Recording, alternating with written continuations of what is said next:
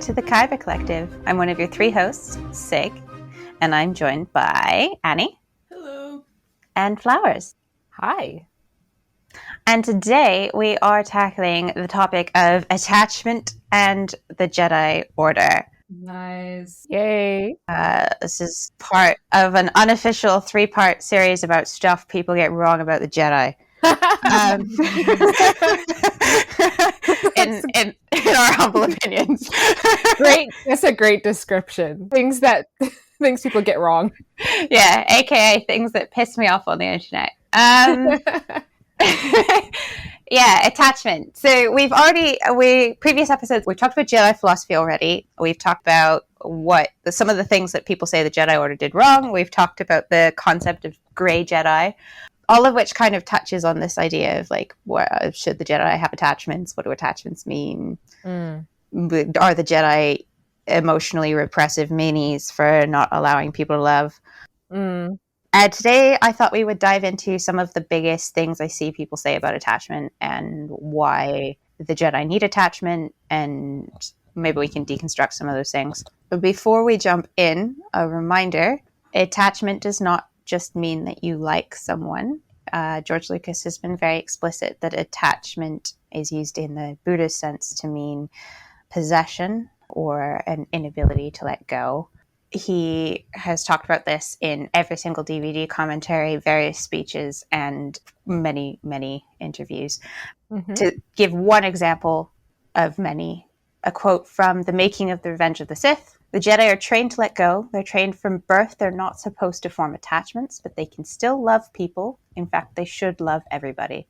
They can't form attachments." So what all these movies are about is greed. Greed is a source of pain and suffering for everybody, and the ultimate state of greed is the desire to cheat death. He also says, Jedi Knights aren't celibate. The thing that is forbidden is attachments and possessive relationships. So good news for everyone who's ever wanted to bang a Jedi. Just don't get too attached to them. Don't get attached.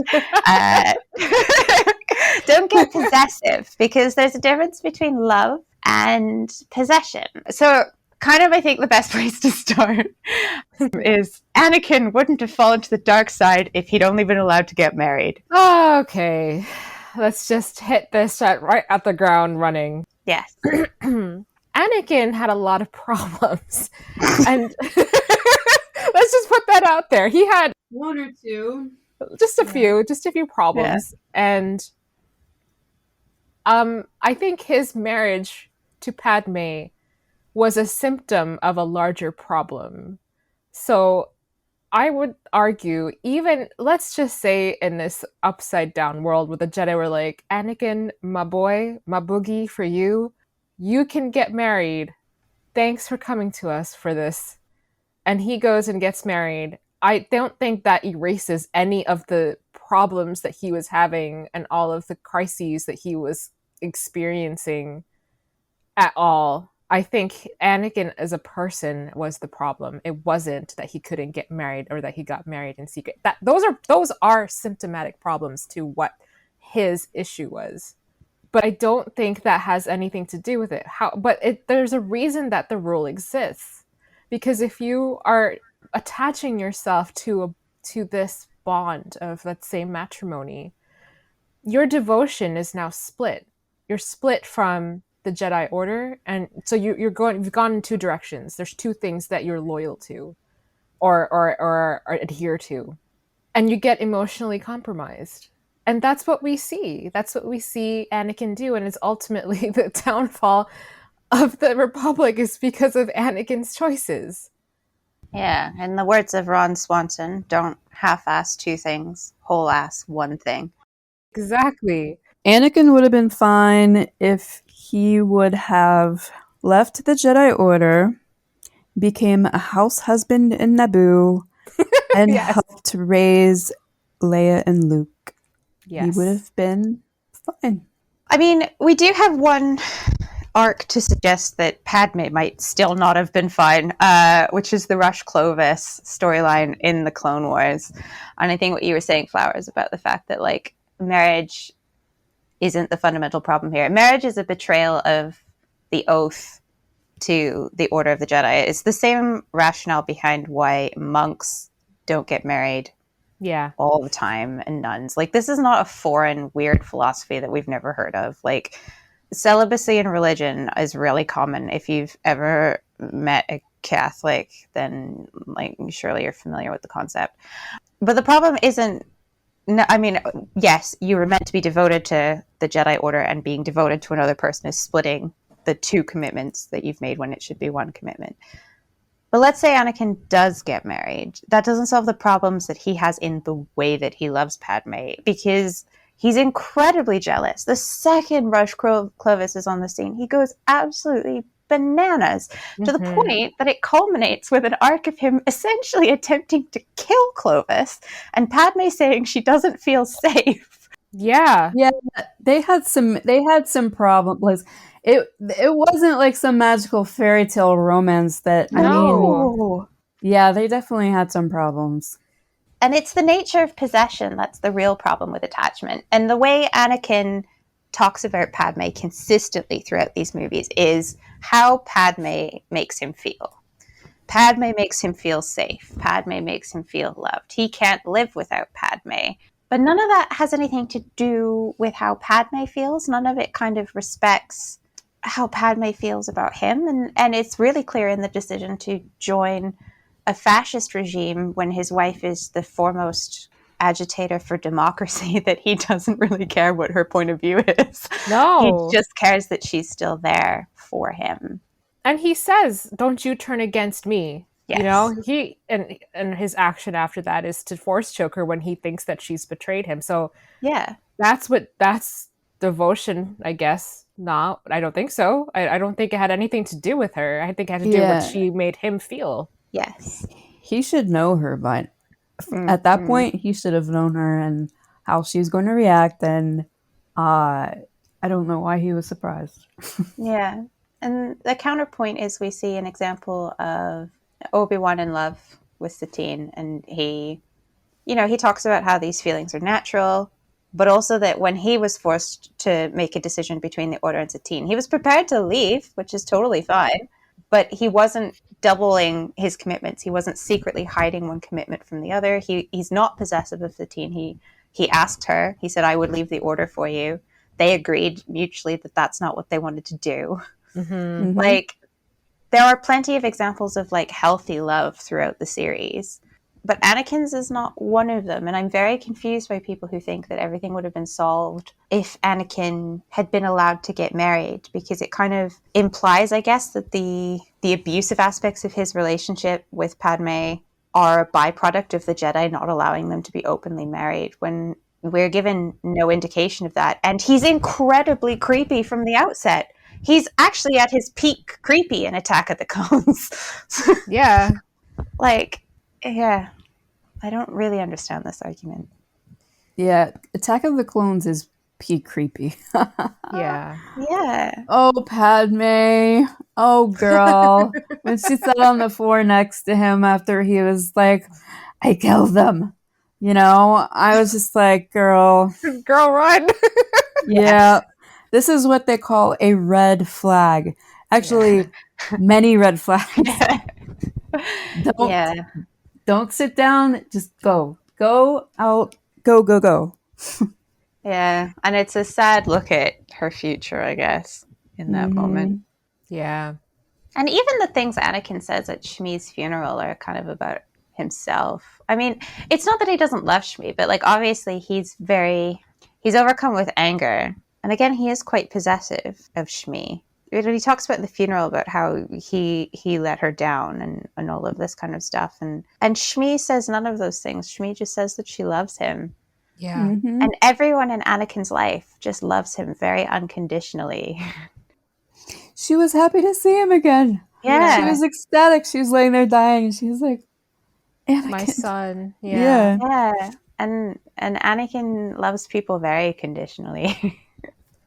Yeah. Anakin loves people who make Anakin feel good.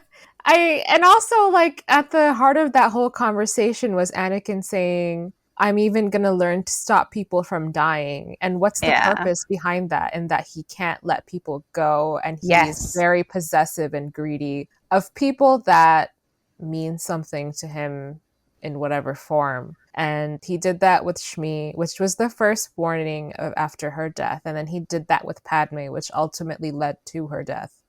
Yes. The counterpoint that gets thrown out sometimes is that Luke saves Vader due to his emotional attachment. No, that's not. I disagree. I disagree with that read. I've seen it thrown around, and I've seen it thrown around by people who I think should know better. But that's not actually the read that is at least my interpretation, and I don't think that's what was intended for the scene. Luke let go. Yeah. That was number one. When he threw that lightsaber, he let go. Literally and figuratively. Literally and figuratively. Anakin / Vader finally thought of somebody other than himself to do the net good in that situation. It was an act of selflessness. Yes. It was probably his first act of selflessness since Attack of the Clones. So it's not, yes, you can love somebody, but it wasn't through attachment that got Anakin Vader out of the dark side. Yeah. I that's not what happened. There was so much compassion and letting go of your attachments that led to that ending. Yeah. Yeah, he was ready to die. Yeah. He sacrificed himself for another person. Yeah. Which is complete, I think, the furthest extent of compassion that you can go to. And we have a comparison because we have all the way that Vader treats him up until that point. Vader is obsessed with Luke. Vader is like, oh, you're my son. Awesome. But like when you hear Vader do the I am your father reveal, he's like, cool, so you're going to join me now. And then when Luke says no, he chops off his own son's hand because his son is property. Yes. Vader has no respect for Luke's autonomy. Vader is expecting Luke to follow in the footsteps that he lays out for Luke. And this is the first moment that when Luke has the opportunity to kill him and doesn't, is when Vader puts someone else's well-being and needs above his own in an act of love and compassion. But that is not attachment. Attachment in that scene is Luke's attachment to Leia that drives him to nearly kill his own father. Yeah. That is your moment of attachment and fear. Not the resolution of Return of the Jedi. That one really gets me when that one is kind of used in this light, because that's not what happened in that scene. It gets thrown around quite a lot, and I have some sympathy with I don't know how often it's actually clearly spelt out, like what attachment really means within these films. Certainly within the original trilogy, it's clearly there and it's clearly under the surface and omnipresent. But like, I can sort of wrap my head around a misunderstanding of the nature of it. But like, I think like once you've actually spent enough time paying attention to like the source material, it's clearly not the intention of the text to say that, and I don't think it's a particularly good read of the text to insist that it's Luke's attachment to Vader that pulls him back from the dark side, because that is not what attachment means. It doesn't just mean love. It doesn't mean compassion. It means possession. It means greed. Yeah, there was none of that in that scene. No, it's compassion and selflessness, which is the counterpoint to greed, which is the whole ethos of the Jedi. And it's possession and attachment that drives Anakin to the dark side. It's the nature of the dark side. The other one that has happened more recently that drove me absolutely insane is Luke is mean to Grogu. Oh my gosh. You guys.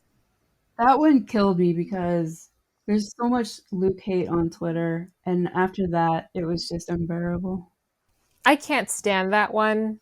It gets me the closest to the dark side as I could possibly.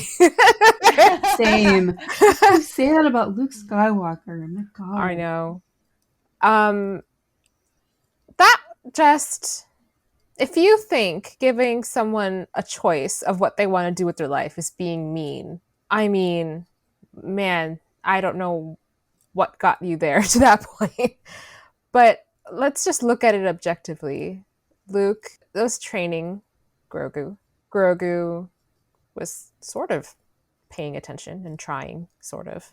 His heart wasn't in it. I think that was shown repeatedly, that he was reluctant in his pursuit. Grogu has an intense attachment, specifically using that word, attachment, to Din Djarin. Per Ahsoka. Per Ahsoka and per the text of The Mandalorian, because he nearly chokes Cara Dune for arm wrestling. For arm wrestling, yeah. So Grogu is already very clearly showing signs in the text for having attachment problems, in the sense of the word of greed and possession. And Ahsoka managed to talk to Din and discussed his options on whether you want to see Grogu or not. And he made the choice to go because that was the correct choice at the time. Mm-hmm. So Luke being mean to Grogu for trying to help him train, and then sensing Grogu's inner conflict and attachment, and having a parent who had literally had problems with attachment and inner conflict, with the wisdom of his father's former Padawan, presented a choice to Grogu that, hey, you can stay here and train, but the realistic timeline of this is you probably won't see those people again. And on the other hand, you can go join that person, but you won't be a Jedi, not in the way that I'm training you. And Grogu made a choice, and he was free to go. I don't see that as Luke being mean. I think that it was so refreshing when I watched this, as the closest to Jedi philosophy that we've seen in the current era of Star Wars in a long time. And it was so nice to see that. And I think the response to that, with being like, Luke, you should know better than talking about attachment. Look what happened to your dad. Isn't that the point?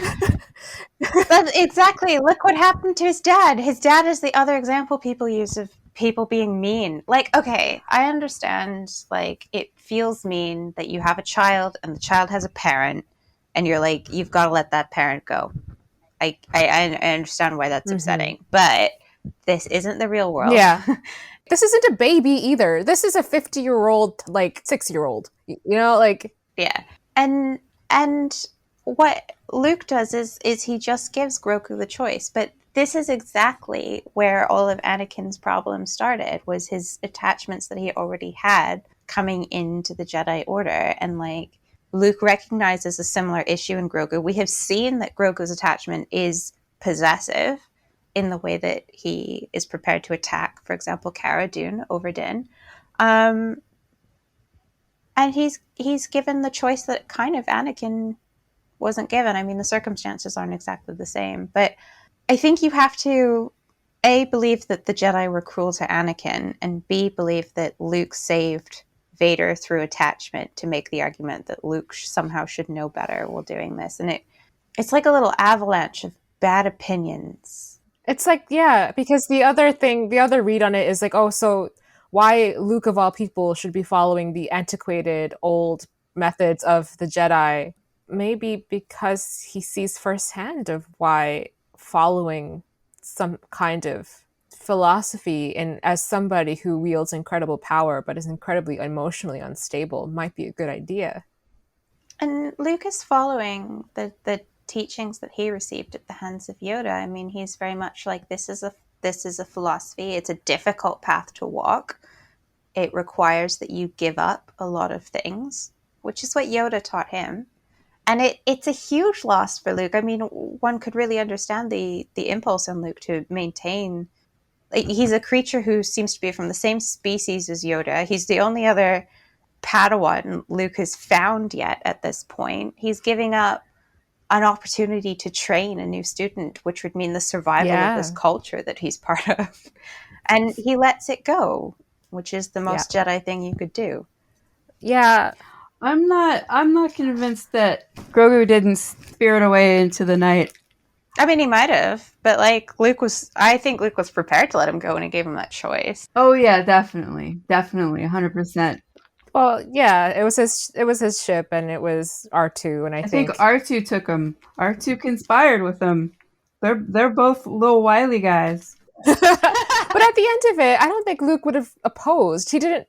Obviously, he didn't go and hunt and track him down. I don't think I'm not sure. Everybody was like, "Oh my god, he had a baby like go across the universe by himself." First of all, he was with R2. Second of all, like I said, I'm not entirely convinced that like Luke knew.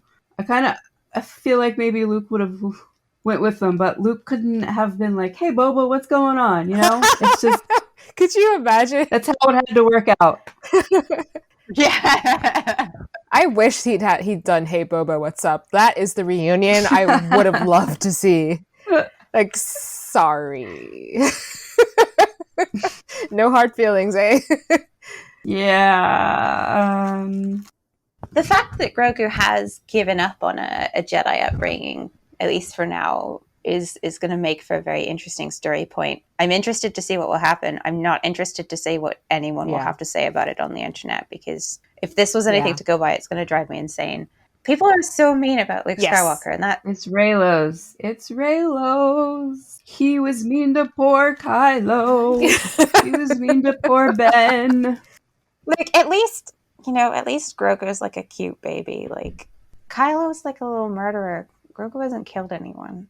That we know of. That we know of.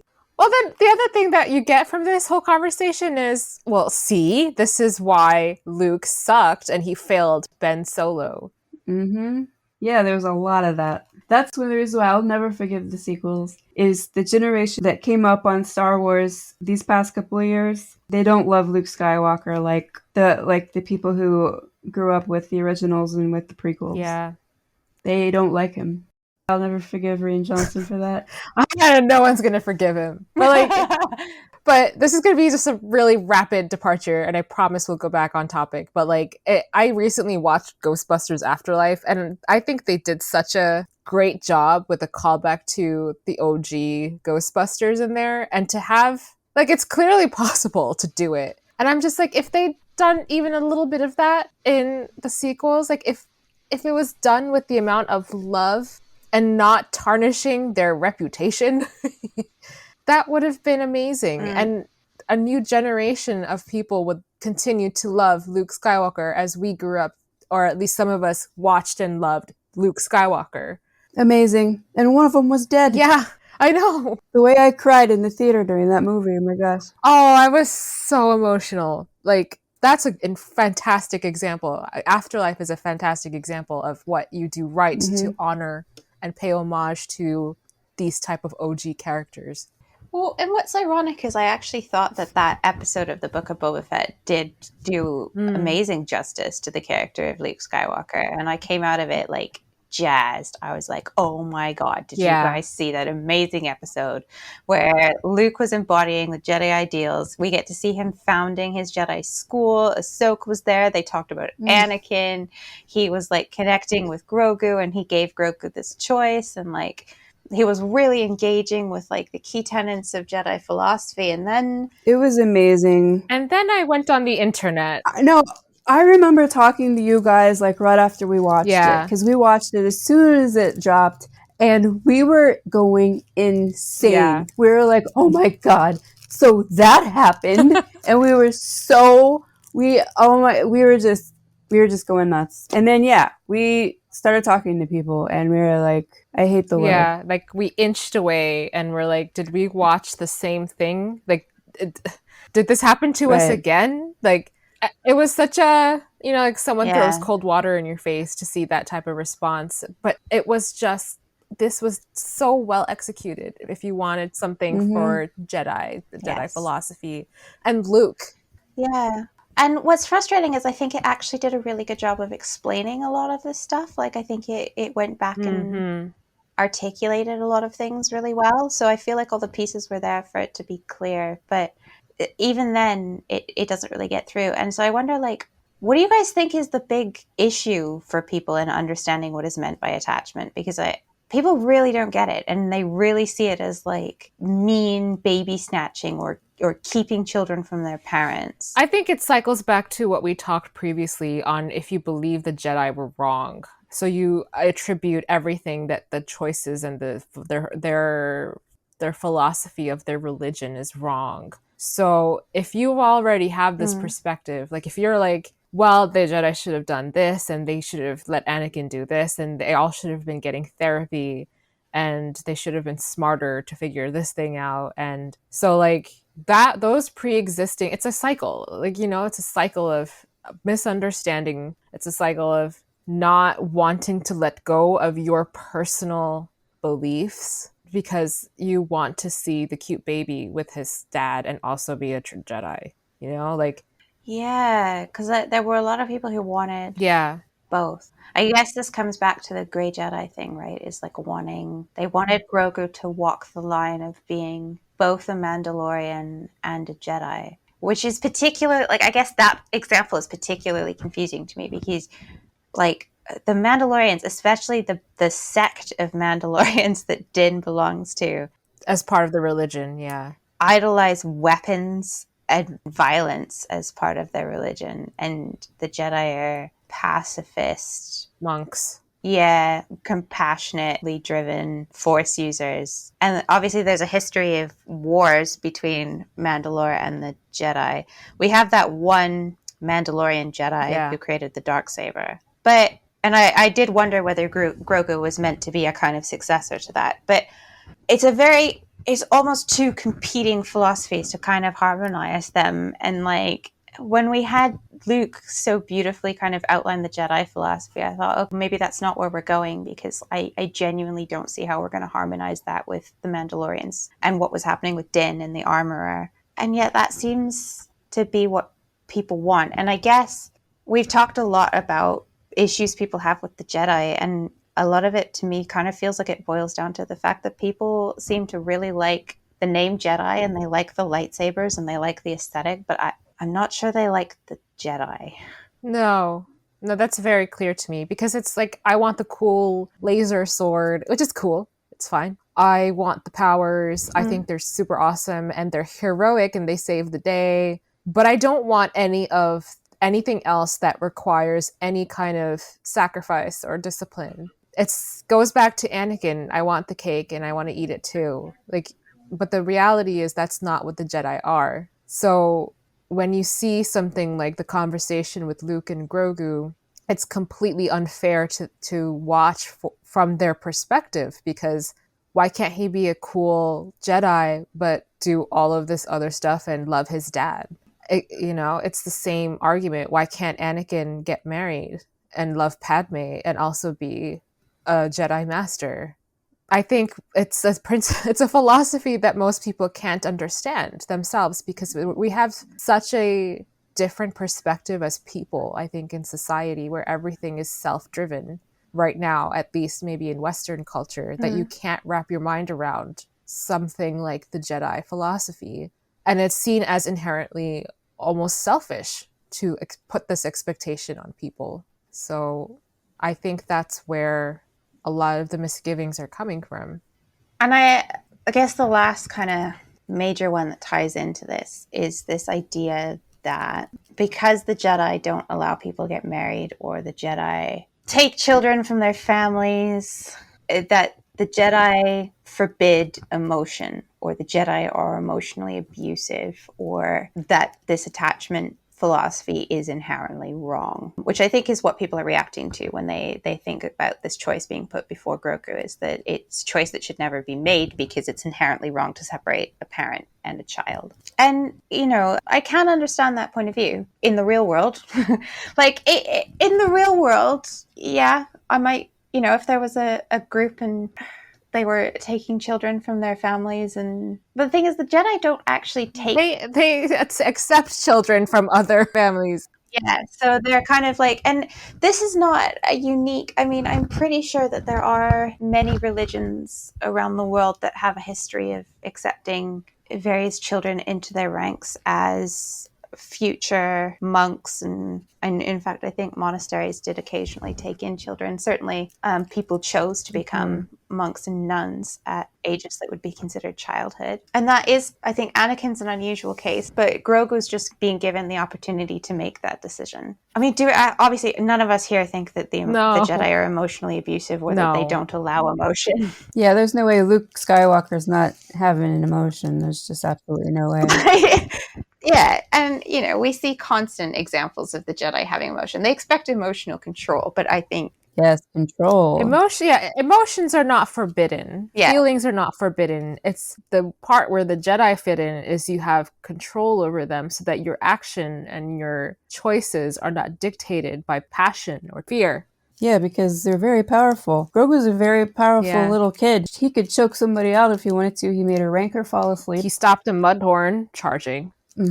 He might want to learn a little bit of being able to control his emotions, I mean, him and Din are very cute together. It's very cute, Yeah. I wanted to get to see Din, but I also would love to hang out with Luke at his summer camp. It was beautiful on that island. Droids making all the preparations at the little hut. I know. It looked like paradise to me. And then Grogu goes to find his dad, and Lord knows what they're going to get up to. Well, the religion of weapons might give an example of what's to come. Yeah, how is that any better? The coke that Din's in. Yeah. I don't find that better, honestly. What, they're going to give him a helmet he can never take off? What's child abuse? Sorry, but it is a show. It's make-believe, so, Yeah. It was a bit like how Ofsted would close Hogwarts down because it's clearly a profoundly unsafe school. But it's also because the kids have magic powers. Like, the rules of a child that has magic powers that is governed by emotions are slightly different. Like, emotional control is an obvious necessity for Jedi, and they've developed a philosophy that enables them to foster emotional control in a way that allows their powers to be used for good. And if you sit through and think from if you think it through to the end, I think a lot of what they do makes complete sense. I think being open about the emotions you have and letting go of them so that you're not using negative emotions. We've all had this thing like road rage. Who hasn't had a tiny bit of road rage? Now imagine that you have magic powers and you legit could kill the guy who just cut you off. Think about Stranger Things, right? Okay, spoiler. If you haven't seen this season, don't listen to what I'm saying, okay? But spoiler alert, Elle screams and is pushes her hand at a bully. And if she would have had her powers in that, who knows what could have happened to that girl, right? I mean, later she hits her in the face with a skate, but if she would have had her powers in that moment, she could have killed her. And we know that she has and can kill with her powers. She has done it. Exactly. Well, and Grogu's come pretty close. I mean, I think Grogu's actually a quite nice example of what it's like to be a half-trained child Jedi who, I don't hold kids to the same level of emotional standards as I hold adults. But it's clear that he's dangerous. Grogu could have killed Cara Dune. He throws stormtroopers around like they're toys. I mean, obviously it tires him out. But Grogu is not a normal small child. Most small children cannot kill a grown man. And it will be very interesting to see where they take Grogu in the narrative, and I'm looking forward to that. But learning to let go of fear and let go of your emotions, I think, is something that would be incredibly beneficial to Grogu. And it'll be interesting to see how being treated as a foundling and truly as Din's child will impact that kind of emotional development and control for him. But it's certainly not abuse to say that you need to control your emotions. And we all need to control our emotions. We all have jobs and lives. You can't go to work and tell customers to fuck off, even if they deserve it. That is emotional control. We all had to do this. I think equating the Jedi with emotionally abusive people is quite dangerous in some respects to, cultures that do that operate in these same parameters that why would learning to control yourself be considered abusive? What are you saying here? I don't like it. It's always skeeves me out when I've seen this argument thrown around. I think it's reckless to say something like that. And it's interesting that the fan response seems increasingly polarized or negative or whatever you want to call it. These extreme arguments are coming out. And I know they've kind of existed and percolated. Like, for example, I think Karen Travis's books, which focus on the clone soldiers, have been very critical of the Jedi, and they have many fans. And so obviously this has been like an undercurrent in some sections of the fandom for a really long time. But the shows like the Book of Boba Fett and the Obi-Wan Kenobi show, I think, are very faithful to Jedi ideology. And the Obi-Wan show is almost a love letter to that character, but also to Jedi ideology. The whole arc that he goes through in that show is the ability to let go. To let go of the grief that he's holding on to, and he reconnects with the Force in doing so. He becomes a more whole person by doing so, and it's bringing him back to fully embodying all of those tenets of the Jedi philosophy. And so I guess I kind of wanted to end this discussion on why do we think that as Lucasfilm is producing, well, it's Disney now, sorry, as Disney is producing all of these new shows that are very intent on this Jedi philosophy, that are taking it back to its roots, and I think doing a very good job of doing so. Why is my Twitter feed so angry? I have asked this for months. It's people who love The Last Jedi. It's people who love The Last Jedi, and it's people who really like the dark side. It's a mixture of those for me that I see. Sad, man. Like, I think in general, I will say that people like Jedi for what they can make them feel in terms of, oh wow, look at this badass. But the minute it's anything more than the surface swish swish lightsaber, get out of town. And I mean, you had Luke show up at the end of the season 2 of Mandalorian, and it's like fireworks went off in the fandom. Yeah. People melted down. It was incredible to see the return of Luke Skywalker and of what it is to be a Jedi in the parameters that you can be in service as a Jedi, like fighting off somebody. The minute Luke did something in terms of training and philosophy and like discipline, it was like he's the next evil.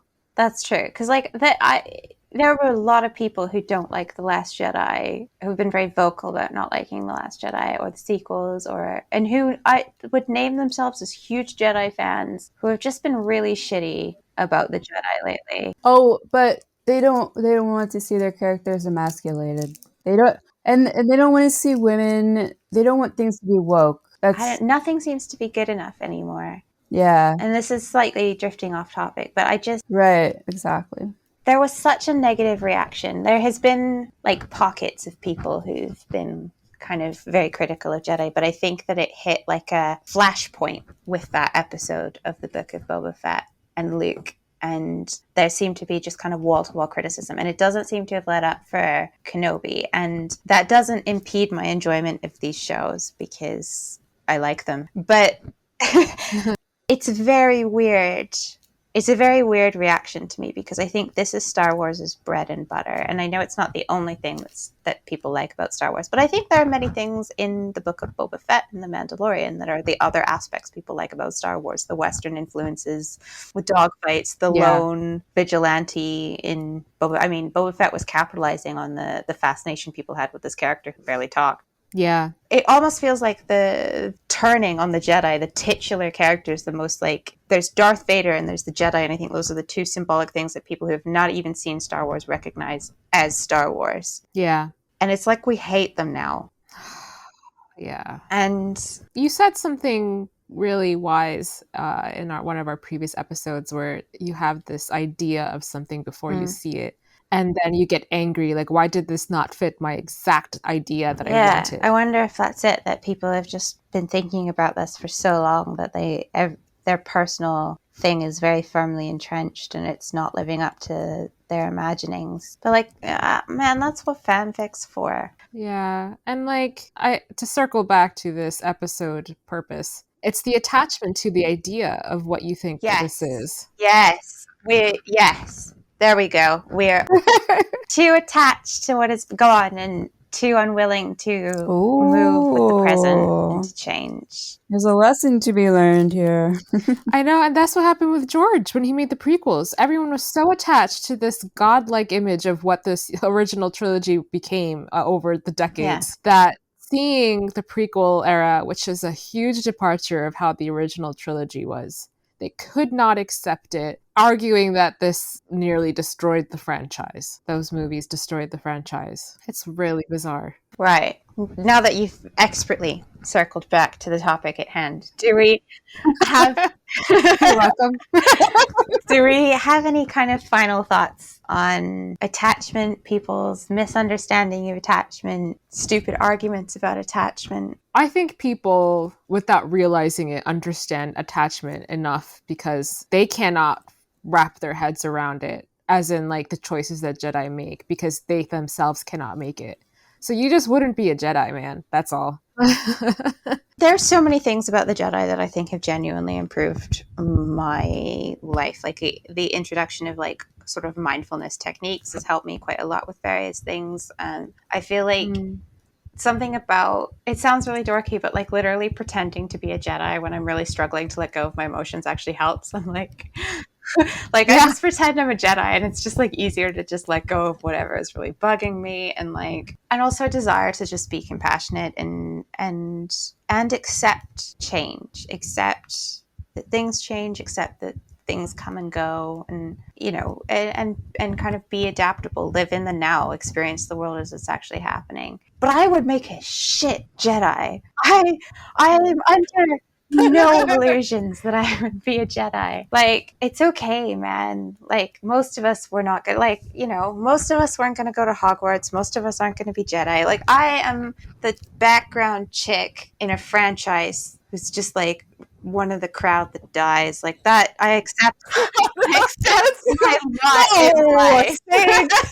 No, you would not. You would be canvassing with Princess Leia to like get relief funds to some planet. Like, you are top of your class at Hogwarts, and you know it. It's okay. Yeah, it's okay. Yes, that's a great ending note. It's okay. This doesn't have to be for everybody. I think that's the point. Yeah. And I think we should let go of our preconceived notions or ideas that we've gotten very devoted to about stuff. And I could use this advice myself because I need to let go of whatever the sequel trilogy is going to spawn in future, because that's the direction that Star Wars is going. Who knows what's going to happen? I got to let go of letting these assholes on Twitter ruin Star Wars for me. I mean, or just bum me out. Not ruin it, but just bum me out, Yeah, it's just depressing, because you really enjoy something and you love something, and I know you're not supposed to let it get to you, but we don't live in a vacuum, and it gets to you, and it's hard to see a lot of. Yeah, it's hard. And I think, like, obviously this is a topic that frustrates us. And I think part of what makes it frustrating is, like, I do have a certain degree of sympathy with, like, maybe not fully understanding the nature of what is meant by attachment. But I also feel like it's been talked about so many times now that, like, I see a lot of people who I know better. And it feels almost like a willful misunderstanding of the text. Like, it's fine to not like a plot point, but I'm bothered by arguments that are like by poor criticism, essentially, by unfounded criticism. And like, you can just not like something without coming up with a reason why you don't like it that's very spurious. Like, it's just not for you, man. Like, there's loads of stuff that's not for me in Star Wars, and somehow I managed to watch the rest of it. Like, honestly, there is, like, there's loads of stuff that I just don't really care about, and that's fine. But, like, and I freely admit the things that I don't like Ewoks. Yeah, and Wookiees. But that doesn't mean that Ewoks are inherently bad and wrong and eat babies. Like, it's just emotionally abusive Ewoks. I mean, they were going to eat everybody. Yeah, it just means that they didn't land right for me, yeah. Like, anyway, should we do some lightning round questions before I ramble on any further? Yes. Question number 1. If you were a little Padawan, what would Yoda have to keep telling you to let go of? Food, probably. He would like tell me to leave the calf. Like, put the shrimp down. Put the shrimp down. Yeah, the bottomless shrimp at the Academy cafeteria. A more realistic answer, I think, would be to like let go of how much I want to use the archives, because I would be just glued to whatever was in there. Like Yeah. I would look up all the dirt of everything, and even past like council members, and just like reading up on everything. And he'd be like, you also need to go outside, so just start meditating somewhere else. Fair enough. Annie? He would tell me to let go of wherever my head's at when I'm supposed to be meditating. Yeah. It's a very difficult thing to do, Yeah. meditate. Mine would definitely be like letting go of really judgy and petty complaints I have about the other Padawans. Fundamentally, to my eternal disappointment with myself, a judgy hoe. And You'd be like, they're not categorizing these archives correctly, honestly, Master. I would be like, did you see the way she sits when she meditates? Like, I just, yeah, Yoda would sort me out. Like, I need, yeah. You're like, concern yourself with others, do Honestly, not. exactly. I need that like on a post-it in front of me all the time. All right. Yeah. 2. If you could see one trope retired from Star Wars fanon forever, what would it be? Fanon? Fanon. I would retire any sort of like master-apprentice relationship. I don't know if that's a trope. No, that's a good. Fair enough. But Yeah, like, especially Obi-Wan and Anakin, it, not to shame anybody, but I'm just not into that. It ain't for us, that's Yeah. all. Ain't for It me. ain't for us. There's a few things I would love to retire. But I would retire a tendency that fic fanon tends to do, which is it considered fanon? I'll say it's a trend. You have this like long tirade against how the Jedi are approaching things all wrong, and this relationship with this person that's forbidden is actually everything you're missing out on, and it's gonna cure all the problems. Like how things turn around to be like this, like I'm vibing with something and then you turn around and it's like, oh no, this is actually a lesson that the author is trying to teach me on how Jedi were mistaken and they sucked and got what they got in the end because of their own silliness. Yeah, that I would retire. I don't think that counts as fanon, but it's just something I see often. Yeah. No, I know what you mean. Yeah. Mine is the repeated shouts that everyone should have therapy and all the stories written about all the therapy they received and like therapy in general. Yes. Good in real life. Isn't it like, you don't read stories about people like taking a dump. Like, I don't read stories about people's therapy. My own was bad enough. Yeah. Ain't nobody got time for that. Okay. Number 3. Give me your most unhinged anti-Jedi take. Ooh.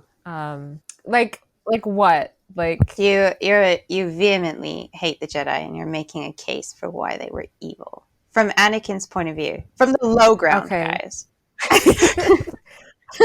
Okay. Most unhinged take. If the Jedi had just been more perceptive and realized what they needed to do, it was to allow the Sith willingly to return the natural order of things into disorder because entropy and chaos. And what true balance would have been is to revive the Sith people, and each Jedi had to marry them. And that is how we have balance, because you have one person who's the dark side and one person who's the light side, and what you get out of that is harmony.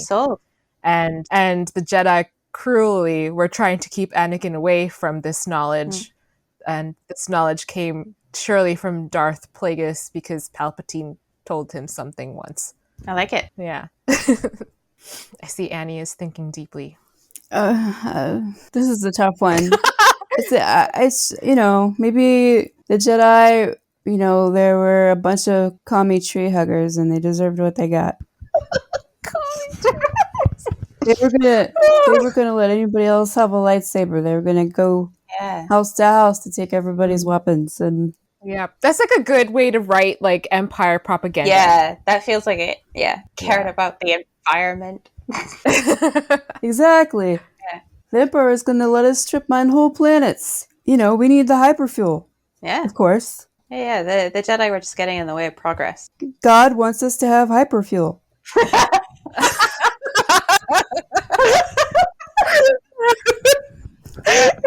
Oh no.